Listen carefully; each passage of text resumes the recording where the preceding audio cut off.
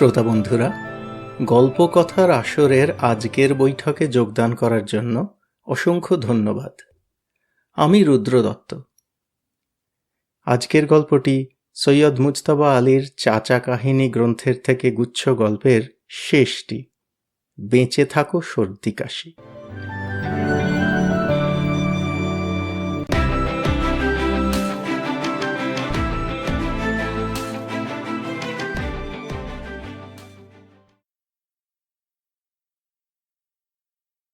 ভয়ঙ্কর সর্দি হয়েছে। নাক দিয়ে যা জল বেরুচ্ছে তা সামলানো রুমালের কর্ম নয়। ডবল সাইজ বিছানার চাদর নিয়ে আগুনের কাছে বসেছি। হাঁচছি আর নাক ঝাড়ছি, নাক ঝাড়ছি আর হাঁচছি। বিছানার চাদরের অর্ধেকখানা হয়ে এসেছে, এখন বেছে বেছে শুকনো জায়গা বের করতে হচ্ছে। শীতের দেশ, দোর জানলা বন্ধ, কিচ্ছু খোলার উপায় নেই।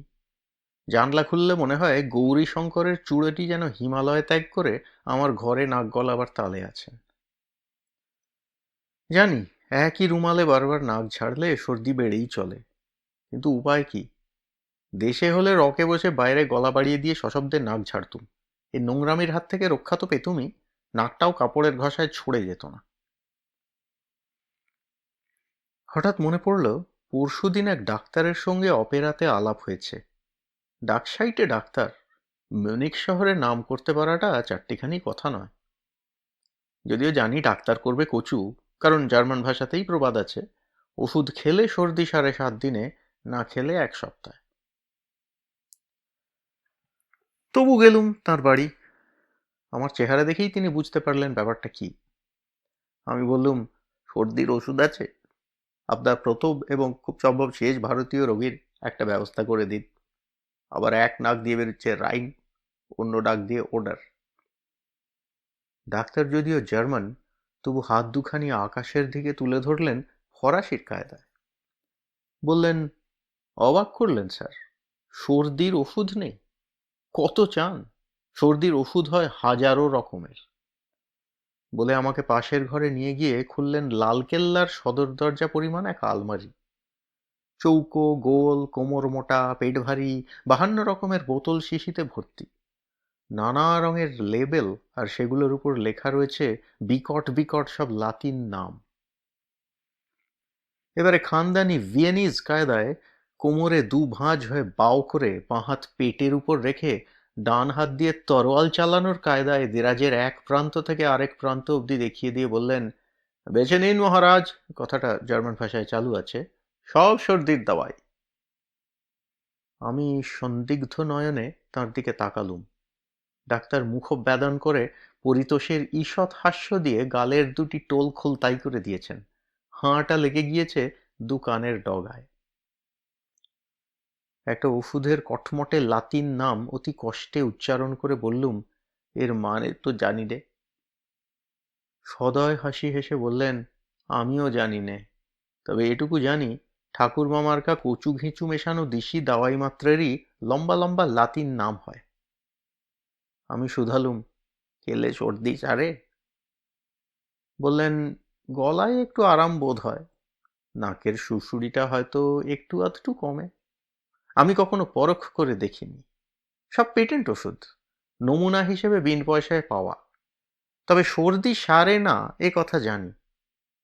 আমি শুধালুম, তবে যে বললেন সর্দির ওষুধ আছে? বললেন, এখনো বলছি আছে, কিন্তু সর্দি সারে সে কথা তো বলিনি। বুঝলুম, জার্মানি কান্ট হেগেলের দেশ। বললুম, ফিস ফিস করে ডাক্তার বললেন, আর একটা তত্ত্ব কথা এই বেলা শিখে নিন, যে ব্যামোর দেখবেন 57 রকমের ওষুধ, বুঝে নেবেন সে ব্যামো ওষুধে সারে না। ততক্ষণে আবার আমি হাঁচ্ছো হাঁচ্ছো আরম্ভ করে দিয়েছি। নাক চোখ দিয়ে এবার আর রাইন ওডার না, একেবারে পদ্মা মেঘনা। ডাক্তার ডজন 2 কাগজের রুমাল আর একটা ওয়েস্ট পেপার বাস্কেট আমার দিকে এগিয়ে দিলেন।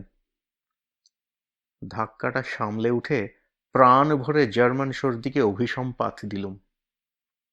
দেখি ডাক্তার আমার দিকে তাকিয়ে মিটমিটিয়ে হাসছেন। আমার মুখে হয়তো একটু বিরক্তি ফুটে উঠেছিল।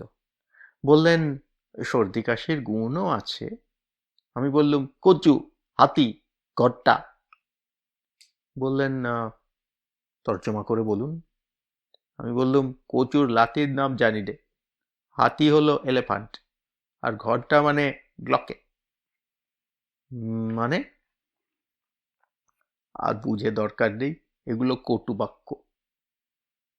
আকাশ পানে হানি যুগল ভুরু বললেন, অদ্ভুত ভাষা, হাতি আর ঘন্টা গালাগাল হয় কি করে? একটা গল্প শুনবেন, সঙ্গে গরম ব্রান্ডি? আমি বললুম, প্রথমটাই চলুক, মিক্স করা ভালো নয়। ডাক্তার বললেন, আমি ডাক্তারি শিখেছি বার্লিনে। বছর তিনেক প্র্যাকটিস করার পর একদিন গিয়েছি স্টেশনে বন্ধুকে বিদায় দিতে। ফেরার সময় স্টেশন রেস্তোরাঁয় ঢুকেছি একটা ব্র্যান্ডি খাবো বলে। ঢুকেই থমকে দাঁড়ালুম। দেখি এক কোণে এক অপরূপ সুন্দরী, অত্যন্ত সাদাসিধে বেশভূষা, গরিব বললেও চলে, আর তাই বোধহয় সৌন্দর্যটা পেয়েছে তার চরম খোলতাই। নর্থ সি দেখেছেন?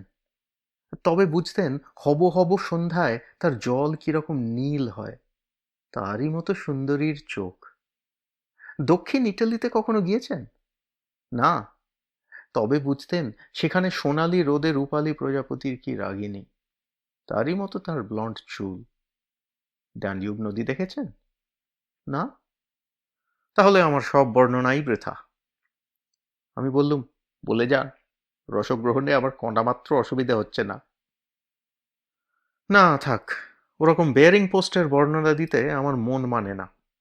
আমরা ডাক্তার বদ্যি মানুষ, ভাষা বাবদে মুখ্য সূক্ষ্ম। অনেক মেহনত করে যে একটিমাত্র বর্ণনা কবজায় এনেছি, সেইটেও যদি না বোঝেন তবে আমার শোকটা কোথায় রাখি বলুন তো?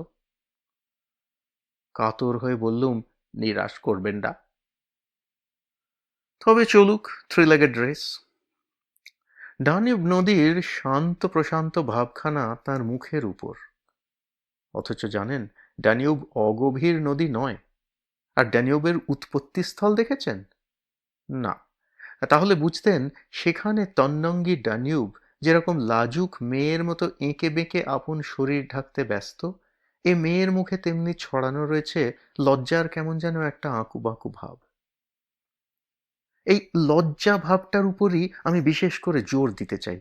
কারণ আপনি নিশ্চয়ই লক্ষ্য করেছেন, লজ্জা শরম বলতে আমরা যা কিছু বুঝি সেসব মধ্যযুগের পুরনো গল্প থেকে।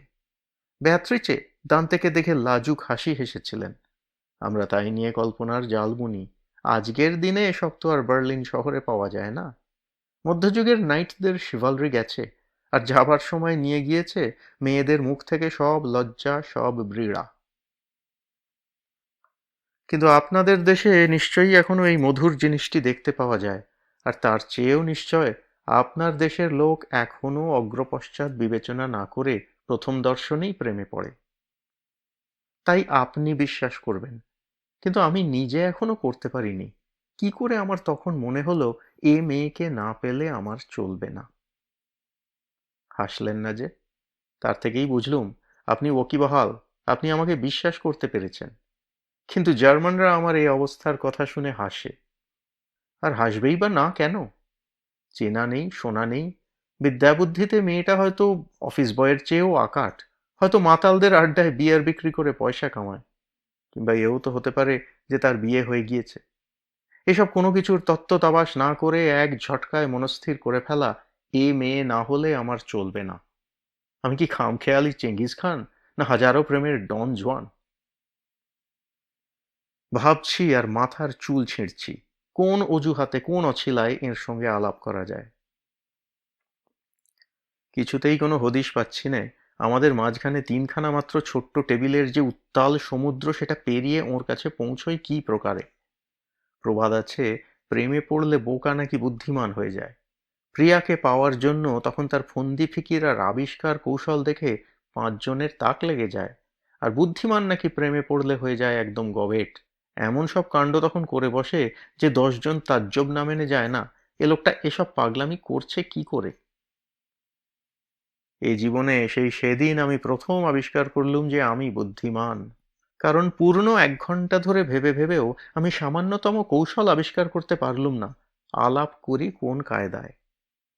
কিন্তু এহেন হৃদয়াভিরাম তত্ত্ব আবিষ্কার করেও মন কিছুমাত্র উল্লসিত হলো না। তখন বরঞ্চ বোকা বনতে পারলেই হয়তো কোনো একটা কৌশল বেরিয়ে যেত। ফ্রয়লাইন উঠে দাঁড়ালেন। কি আর করি, পিছু নিলুম। তিনি গিয়ে উঠলেন মিউনিখের গাড়িতে। আমিও ছুটে গিয়ে টিকিট কাটলুম মিউনিখের। কিন্তু এসে দেখি সে কামরার 8টা সিটই ভর্তি হয়ে গিয়েছে। আরও প্রমাণ হয়ে গেল আমি বুদ্ধিমান, কারণ এই কথা সবাই জানে, বুদ্ধিমানকে ভগবান সাহায্য করলে এ পৃথিবীতে বোকাদের আর বাঁচতে হতো না। আমি ভগবানের কাছ থেকে কোনো সাহায্য পেলুম না। আমি বললুম, ভগবানকে দোষ দিচ্ছেন কেন? এ তো কর্দপ্য ঠাকুরের ডিপার্টমেন্ট। বললেন, তাতেই বা কি লাভ? তিনি তো অন্ধ। মেয়েটাকে বানিয়ে দিয়েছেন তাঁরই মতো অন্ধ। এই যে আমি একটা এত বড় অ্যাপোলো, আমার দিকে একবারের তরে ফিরেও তাকালো না। ওকে ডেকে হবে। আমি বললুম, কচু, হাতি, ঘরটা। এইবার ডাক্তার বাংলা কটু কাটব্যের কদর বুঝলেন। বললেন, আ হা হা। তারপর জার্মান উচ্চারণে বললেন, কচু, হাতি, ঘন্টা। খাসা গালাগাল। আমি বললুম, কামরাতে 8 জনের সিট ছিল তো বয়েই গেল। প্রবাসে নিয়ম নাস্তি। আপনি কোনো গতিকে ধাক্কাধাক্কি করে। বললেন, তাজ্জব করালেন। এ কি আপনার ইন্ডিয়ান ট্রেন, না সাইবেরিয়াগামী প্রিজনার ভ্যান? চেকার পত্রপাঠ কামরা থেকে বার করে দেবে না? দাঁড়িয়ে রইলুম বাইরের করিডরে ঠায়। দেখি মেয়েটি যদি খানা কামরায় যায়। স্টেশনে তো খেয়েছে শুধু কফি। ঘন্টার পর ঘন্টা কাটলো, কত লোক কত কামরা থেকে উঠলো নামলো, কিন্তু আমার স্বর্গপুরী থেকে কোনো কটুবাক্য নামলো না। সব বেটা নিশ্চয়ই যাচ্ছে মিউনিখ। আর কোথাও যেতে পারে না? মিউনিখ কি পরিস্থান, না মিউনিখের ফুটপাত সোনা দিয়ে গড়া? অবাক করলে এই ইডিয়েটগুলো। প্রেমে পড়লে নাকি ক্ষুধা তৃষ্ণা লোপ পায়। এক বেলার জন্য হয়তো পায়। আমি লাঞ্চ খাইনি। ওদিকে ডিনারের সময় হয়ে গিয়েছে। আমার পেটের ভিতর হুলুধ্বনি জেগে উঠেছে। এমন সময় মা মেরির করুণা হলো। মেয়েটি চলল খানা কামরার দিকে। আমিও চললুম ঠিক পিছনে পিছনে। আহা, যদি একটা হোঁচট খেয়ে আমার উপর পড়ে যায়!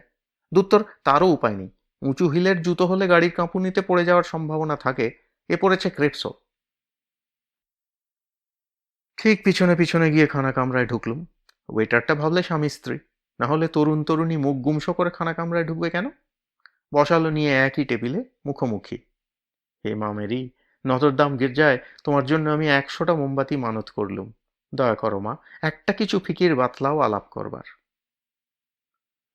বুদ্ধিমান বুদ্ধিমান, কোনো সন্দেহ নেই আমি বুদ্ধিমান। কোনো ফিকিরই জুটল না। অথচ মেয়েটি বসে আছে আমার থেকে 2 হাত দূরে এবং মুখোমুখি। 2 হাত না হয় 2 লক্ষ যোজনও হতে পারত, কোনো ফারাক হতো না। জানলা দিয়ে এক ঝটকা কয়লার গুঁড়ো এসে টেবিলের উপর পড়ল। মেয়েটি ভুরু কুচকে সেদিকে তাকাতেই আমি ঝুঁটিতি জানলা বন্ধ করতে গিয়ে করে ফেললুম আরেক কাণ্ড। ঠাস করে জানলাটা বুড়ো আঙুলের উপর পড়ে সেটাকে দিল থেঁতলে। ফিনকি দিয়ে রক্ত। মা মেরির অসীম দয়া যে কাণ্ডটা ঘটল। মেয়েটি তড়াক করে লাফ দিয়ে উঠে বলল, দাঁড়ান, আমি ব্যান্ডেজ নিয়ে আসছি। আমি নিজে ডাক্তার, বিবেচনা করুন অবস্থাটা। রুমাল দিয়ে চেপে ধরলুম আঙুলটাকে। মেয়েটি ছুটে নিয়ে এলো কামরা থেকে ফার্স্ট এডের ব্যান্ডেজ। তারপর আঙুলটার তদারকি করলো শাস্ত্রসম্মত ডাক্তারি পদ্ধতিতে। বুঝলুম মেডিকেল কলেজে পড়ে। ঝানু ডাক্তার ফার্স্ট এডের ব্যান্ডেজ বয়ে বেড়ায় না, আর আনাড়ি লোক এরকম ব্যান্ডেজ বাঁধতে পারে না। আমি তো, না না, আপনি কেন মিছে মিছে? ধন্যবাদ ধন্যবাদ। উহ, বড্ড লাগছে। এতেই হবে। ব্যাস ব্যাস করেই যাচ্ছি। আর সেই লিলির মতো সাদা হাতের পরশ পাচ্ছি। সে কিরকম মখমলের হাত জানেন? বলছি, আপনি কখনো রাইনল্যান্ড গিয়েছেন? না? থাক, ভুলে গিয়েছিলুম। প্রতিজ্ঞা করেছি আপনাকে কোনো বর্ণনা দেব না। প্রথম পরশে সর্বাঙ্গে বিদ্যুৎ খেলে যায় বলে না, বড় খাঁটি কথা। আমি ডাক্তার মানুষ। আমার হাতে কোনো প্রকারের স্পর্শকাতরতা থাকার কথা নয়। তবু আমার যে কি অবস্থাটা হয়েছিল আপনাকে সেটা বোঝাই কি করে। মেয়েটি বোধহয় টের পেয়েছিল, কারণ একবার চকিতের তরে ব্যান্ডেজ বাঁধা বন্ধ করে আমার দিকে মাথা তুলে তাকিয়েছিল। তাতে ছিল বিস্ময়, প্রশ্ন এবং হয়তোবা একটুখানি অতি সামান্য খুশির ঝিলিমিলি। তবে কি আমার হাতের স্পর্শ, কোন সাহসে এ বিশ্বাস মনের কোণে ঠাঁই দিই বলুন? আমি গুনগুন করে বললুম, জয় করে তবু ভয় কেন তোর যায় না, হায় ভীরু প্রেম হায় রে। ডাক্তার বললেন, খাসা মেলোডি তো, মানেটাও বলুন। বললুম, আফটার ইউ, আপনি গল্পটা শেষ করুন। বললেন, গল্প নয় স্যার, জীবন মরণের কথা হচ্ছে। আমি শুধালুম, কেন, সেপটিকের ভয় ছিল নাকি? রাগের ভাব করে বললেন, ইউরোপে এসে আপনার কি সব রসকস শুকিয়ে গিয়েছে? আমাকে হেনেছে প্রেমের বান, আর আপনি বলছেন অ্যান্টিসেপটিক আন। আমি বললুম, অপরাধ নেবেন না। বললেন, তারপর আমি সুযোগ পেয়ে আরম্ভ করলুম নানা রকমের কথা কইতে। গোল গোল, আমি যে পরিচয় করার জন্য জান কবুল, সেটা ঢেকে চেপে। সঙ্গে সঙ্গে কখনো নুনটা এগিয়ে দিই, কখনো ক্রুয়েটটা সরিয়ে নিই, কখনো বা বলি মাছটা খাসা ভেজেছে, আপনি একটি খান না, ওহে খানসামা এদিকে, ইত্যাদি। করে করে সুন্দরীর মনটা একটু মোলায়েম করতে পেরেছি বলে মনে একটু ক্ষীণ আশার সঞ্চার হলো। মেয়েটি লাজুক বটে, কিন্তু ভারী ভদ্র। আমার ভেজর ভেজর কান পেতে শুনল, দু একবার ব্লাশ করল। সে যা গোলাপি, আপনি কখনো, না থাক। কিন্তু খেলো মাত্র একটি অমলেট আর 2 স্লাইস রুটি। নিশ্চয়ই গরিব। ক্ষীণ আশাটার গায়ে একটু গত্তি লাগলো। এমন সময় ডাক্তারের অ্যাসিস্ট্যান্ট এসে জানালো রুগী এসেছে। ডাক্তার বললেন, এক্ষুনি আসছি। ফিরে এসে কোনো ভূমিকা না দিয়েই বললেন, মিউনিখে নামলুম এক বস্ত্রে। এমন ভান করে কেটে পড়লুম যাতে মেয়েটি মনে করে আমি ভ্যান থেকে মাল নামাতে গেলুম। যখন গুড বাই বলে হাত বাড়ালুম, তখন সে একবার আমার দিকে তাকিয়েছিল। প্রেমে পড়লে নাকি মানুষের পাখা গজায়, হবেও বা, কিন্তু একথা নিশ্চয় জানি মানুষ তখন চোখে মুখে এমন সব নতুন ভাষা পড়তে পারে যার জন্য কোনো শব্দরূপ ধাতুরূপ মুখস্থ করতে হয় না। তবে সে পড়াতে ভুল থাকে বিস্তর, কাকতালীয় এন্তার। আমি দেখলুম লেখা রয়েছে বিষাদ, কিন্তু পড়লুম এই কি শেষ। আমিও অবাক হয়ে শুধুলুম, বার্লিন থেকে মনিক অব্দি হামলা করে স্টেশনে খেই ছেড়ে দিলেন? ডাক্তারদের বাঁকা হাসি হেসে বললেন, আদপেই না, কিন্তু কি আর দরকার পিছু নিয়ে, মেডিকেল কলেজে পড়ে, ওতেই ব্যাস। সেদিনই গেলুম মেডিকেল কলেজের রেস্তোরাঁয়। লাঞ্চ খেতে নিশ্চয়ই আসবে। এবারে মেয়েটি আর লজ্জা দিয়ে মনের ভাব ঢাকতে পারল না। আমাকে দেখা মাত্র আপন অজান্তে চেয়ার ছেড়ে উঠে দাঁড়িয়ে হাত বাড়ালো।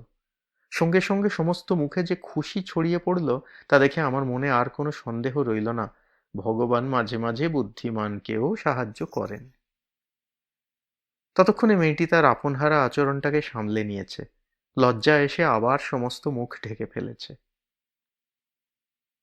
ডাক্তার খানিকক্ষণ ভেবে নিয়ে বললেন, এখানেই যদি শেষ করা যেত তবে মন্দ হতো না, কিন্তু সর্দি কাশির তো তাহলে কোনো হিললে হয় না, তাই কমিয়ে সমিয়ে তাড়াতাড়ি শেষ করে দিই। আমি বললুম, কমাবেন না, তালটা একটু দ্রুত করে দিন। আমাদের দেশের ওস্তাদরা প্রথম খানিকটা গান করেন বিলম্বিত একতালে, শেষ করেন দ্রুত তেতালে। ডাক্তার বললেন, দুঃখিনী মেয়ে, বাপ মা নেই, এক খান্ডার পিসির বাড়িতে মানুষ হয়েছে, দুমুঠো খেতে দেয় পড়তে দেয়, ব্যাস। কলেজের ফিজটি পর্যন্ত বেচারি জোগাড় করে মাস্টারি করে। তাতে আমার কিছু বলার নেই, কিন্তু আমার ঘোরতর আপত্তি, এভাকে বুড়ি এমনি নজরবন্ধ করে রেখেছে যে চকিতা হরিণীর মতো সমস্তক্ষণ সে শুধু ডাইনে বাঁয়ে তাকায়। ওই বুঝি পিসি দেখে ফেললো সে পরপুরুষের সঙ্গে কথা কইছে। আমি তো বিদ্রোহ করে বললুম, এ কি বুখারার হারেম, না তুর্কি পাশার জেনানা? এ অত্যাচার আমি কিছুতেই সইব না। এভা শুধু আমার হাত ধরে বলে, প্লিজ প্লিজ তুমি একটু বরদাস্ত করে নাও, আমি তোমাকে হারাতে চাই না। এর বেশি সে কখনো কিছু বলেনি। এই মোকামে পৌঁছতে আমার লেগেছিল ঝাড়া 1টি মাস। বিবেচনা করুন, 7 দিন লেগেছিল প্রেম নিবেদন করতে, 15 দিন লেগেছিল হাতখানি ছুঁতে, তারও 1 সপ্তাহ পরে সে আমায় বললে কেন সে এমন ভয়ে ভয়ে ডাইনে বাঁয়ে তাকায়। থিয়েটার সিনেমা মাথায় থাকুন, আমার সঙ্গে রাস্তায় পর্যন্ত বেরোতে রাজি হয় না, পাছে পিসি দেখে ফেলে। আমি একদিন থাকতে না পেরে বললুম, তোমার পিসির কি কুইন্টোপ্লেট আছে নাকি, যে তারা মিউনিখের সব স্ট্র্যাটেজিক পয়েন্টে দাঁড়িয়ে তোমার উপর নজর রাখছে? উত্তরে শুধু কাতর স্বরে বলে, প্লিজ প্লিজ। যা কিছু আলাপ পরিচয়, ঘনিষ্ঠতা, আত্মীয়তা সব ওই কলেজ রেস্তোরাঁয় বসে। সেখানে ভিড় সার্ডিন টিনের ভিতর মাছের মতো, চেয়ারে চেয়ারে ঠাসাঠাসি, কিন্তু তার হাতে যে হাতখানা রাখবো তারও উপায় নেই, কেউ যদি দেখে ফেলে। আমি বললুম, সম্মুখে রয়েছে সুধা পারাবার, নাগাল না পায় তবু আঁখে তার, কেমনে সরাবো হুহেলিকার এই বাধারে। ডাক্তার বললেন, মানে বলুন। আমি বললুম, আপ যাইয়ে, পরে বলবো। ডাক্তার বললেন, সেই ভিড়ের মাঝখানে কিংবা করিডরে দাঁড়িয়ে দাঁড়িয়ে আলাপচারি। করিডরে কথা কওয়া যায় প্রাণ খুলে, কিন্তু তবু আমি রেস্তোরাঁর ভিড়ই পছন্দ করতুম বেশি, কারণ সেখানে দৈবাত কচ্ছিত কখনো এভা তার ছোট্ট জুতোটি দিয়ে আমার পায়ের উপর দিত চাপ। তার মাধুর্য আপনাকে কি করে বোঝাই। এভাকে পরে নিবিড়তর করে চিনেছি, কিন্তু সেই পায়ের চাপ যে আমাকে কত কথা বলেছে, কত আশ্বাস দিয়েছে, সেটা কি করে বোঝাই। হয়তো তার চেনা কোনো এক ছোকরা স্টুডেন্ট এসে হাসি মুখে তাকে দুটি কথা বললে, অত্যন্ত হার্মলেস। আমি কিন্তু হিংসে জর্জর। টেবিলের উপর রাখা আমার হাত দুটো কাঁপতে আরম্ভ করেছে, আমি আর নিজেকে সামলাতে পারছি না। এমন সময় সেই পায়ের মৃদু চাপ, সব সংশয়ের অবসান, সব দুঃখ অন্তর্ধান। ডাক্তার বললেন, তাই আমার দুঃখ আর বেদনার অবধি রইল না। এই বিরাট মিউনিক শহরে লক্ষ লক্ষ নরনারী নিভৃতে মনের ভার নামাচ্ছে, নিষ্ঠুর সংসারে লড়বার শক্তি একে অন্যের সঙ্গ সুখ স্পর্শ সুখ থেকে আহরণ করে নিচ্ছে, আর আমি তারই মাঝখানে এমন কিছুই করে উঠতে পারছি না যাতে করে এভাকে অন্তত একবারের মতো কাছে টেনে আনতে পারি। শেষটায় আর সইতে না পেরে একদিন এভাকে কিছু না বলে ফিরে গেলুম বার্লিন। সেখান থেকে লিখে জানালুম, ওরকম কাছে থেকে না পাওয়ার দুঃখ আমার পক্ষে সহ্য করা অসম্ভব হয়ে উঠেছে, আমার নার্ভস একদম গেছে। তোমার কাছ থেকে বিদায় নিয়ে আসা আমার কিছুতেই হয়ে উঠত না, তোমার মুখের কাতর ছবি আমার চলে আসার সব শক্তি নষ্ট করে ফেলত।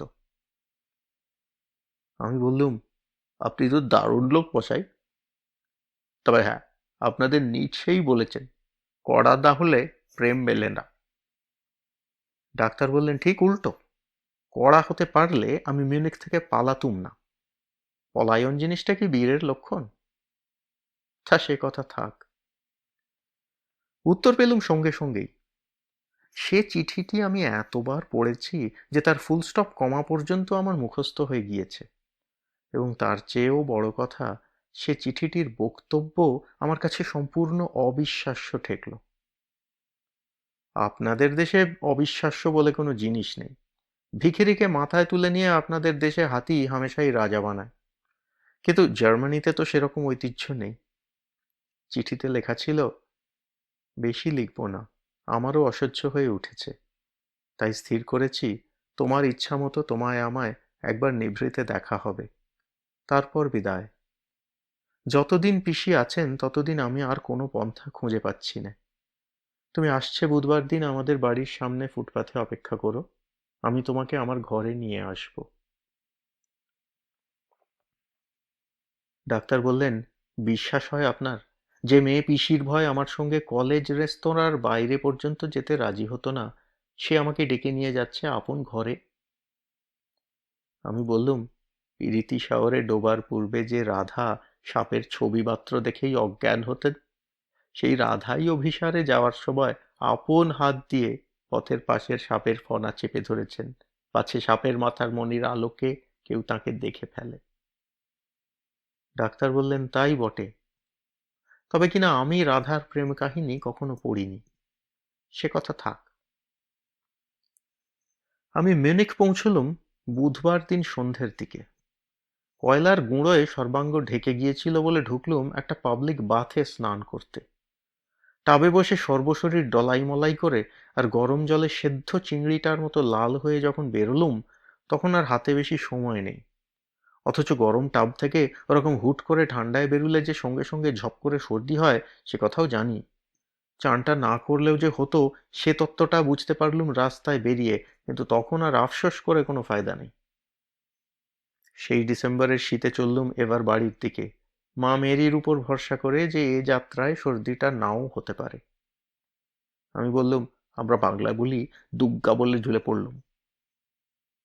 ডাক্তার বললেন, 11:30টার সময় গিয়ে দাঁড়ালুম এবার বাড়ির সামনের রাস্তায়।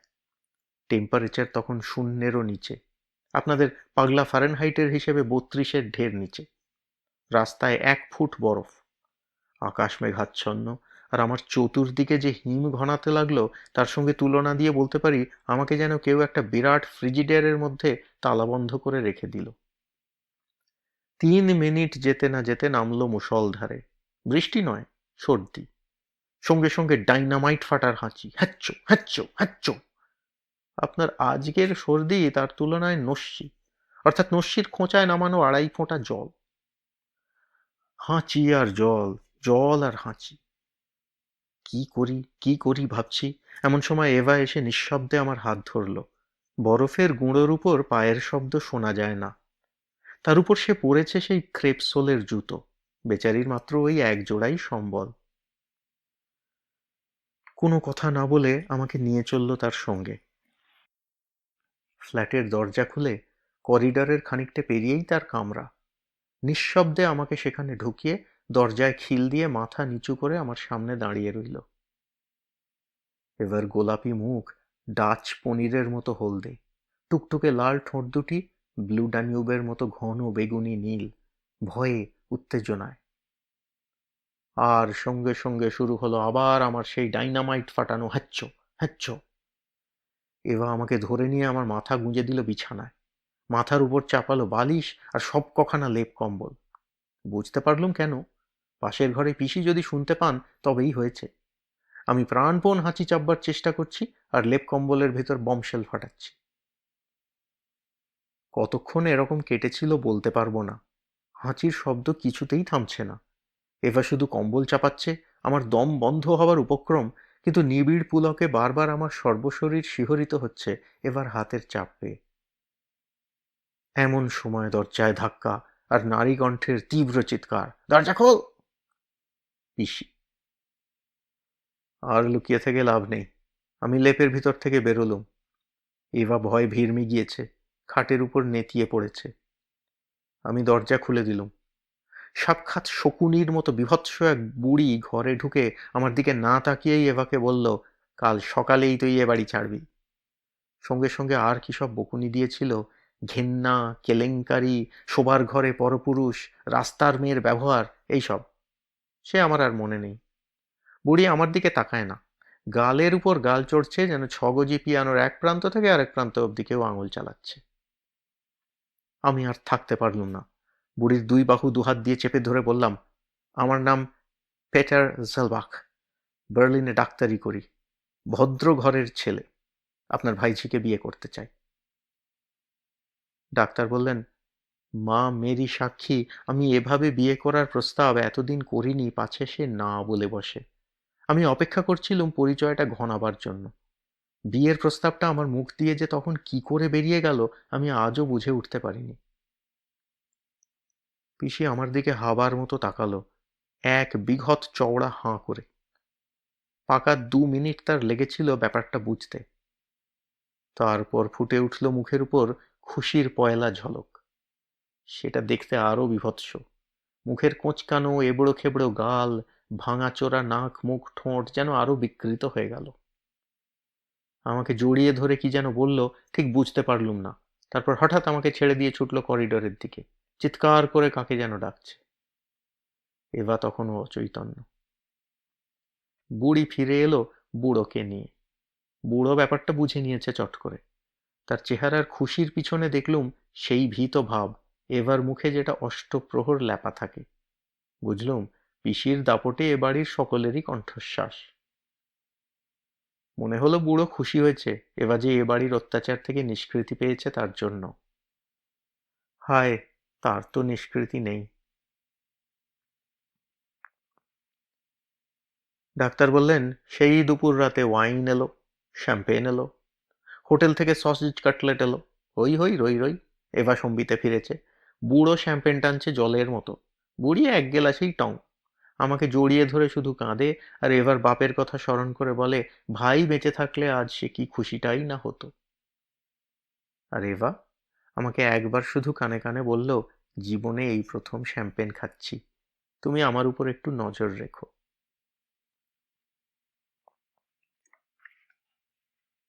ডাক্তার উৎসাহিত হয়ে আরো কি যেন বলতে যাচ্ছিলেন, এমন সময় আস্তে আস্তে দরজা খুলে ঘরে ঢুকলেন এক সুন্দরী। হ্যাঁ, সুন্দরী বটে। এক লহমায় আমি নর্থ সির ঘন নীল জল, দক্ষিণ ইটালির সোনালি রোদে রূপালী প্রজাপতি, ডানিউবের শান্ত প্রশান্ত ছবি, সেই ডানিউবের লজ্জাশীল দেহচ্ছন্দ, রাইনল্যান্ডের শ্যামলিয়া মোহনিয়া ইন্দ্রজাল, সব কিছুই দেখতে পেলুম। আর সে কি লাজুক হাসি হেসে আমার দিকে তিনি হাত বাড়ালেন। আমি মাথা নিচু করে ফরাসিস কায়দায় তাঁর চম্পক করাঙ্গুলি প্রান্তে ওষ্ঠ স্পর্শ করে মনে মনে বললুম, বেঁচে থাকো সর্দি কাশি, চিরজীবী হয়ে তুমি।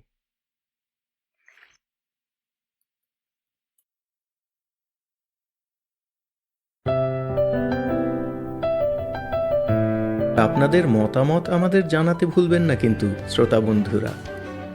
আমাদের ওয়েবসাইট golpokotharashor.org, GOLPOKOTHARASOR.org।